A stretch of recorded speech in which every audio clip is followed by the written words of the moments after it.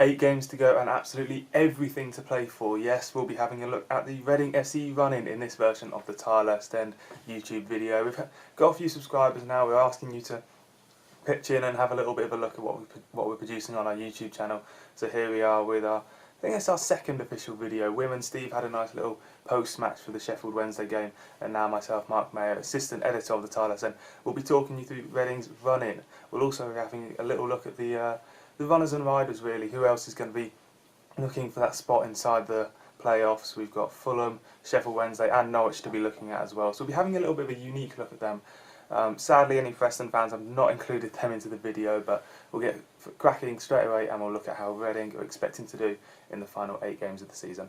What do you expect to be doing in the final 8 games of the season then? Well, we already know the table, so let's just give you a quick rundown of that. Is the fact that Reading on 67 points. They're nice and clear of Sheffield Wednesday on 62 after beating them on Friday night 2-0, of course.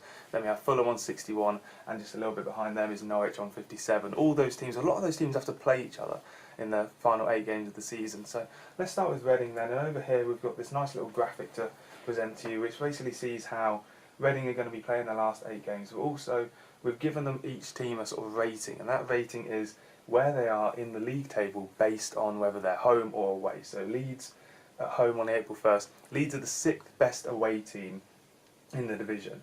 So think about that when we're looking forward. We've got quite a few nice games in there. We're playing Rotherham at home on the April 17th. They have only picked up 1 point away from home all season, so they're absolutely rock bottom in every terms. They'll probably be relegated by then. I'd be shocked if they weren't. And of course there's the Blackburn home game, the 22nd best away side in the league at the moment, Blackburn. So really a good chance to get some points there. And the main takeaway I think from this is that when Reading are going away from home, they are playing teams like Villa and Norwich who aren't as high up as that in the table, Nottingham Forest as well, but in terms of home games they are a decent prospect. They have got a little bit about them, so that'll be some tricky fixtures there for Reading. Finishing off probably as well as you could really have hoped with those last 4 games.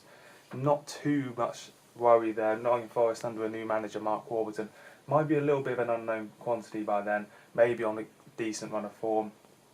Burton away on the 18th, they'll certainly be on the 7th, sorry, they are 18th in terms of home league table rankings, and they'll certainly be out for a win that day if they are still in their relegation battle. So the main takeaway I think from this is that there's a few tricky games in there, but Reading also have some fixtures that you would consider nailed on wins, and with that points gap we mentioned earlier, it's not too bad, is it? So let's move on and have a little look at Sheffield Wednesday then. They've got quite a decent fixture list coming up, it has to be said. As we can see here, they play the likes of QPR, who aren't such a good side at home. Cardiff, they play at Hillsborough, who aren't such a good side away. Ipswich as well, 17th in basically every regard. And then there's a few tough games as well. Barnsley away does look like a tough game on paper, but as this kind of formula looks at, 21st in the league when it comes to home form, definitely a good chance for Sheffield Wednesday to get some much needed momentum back on April 1st when they go for a 12:30 kickoff at their Yorkshire rivals Barnsley. And then there's of course that one you want to pick out at the end there, isn't it?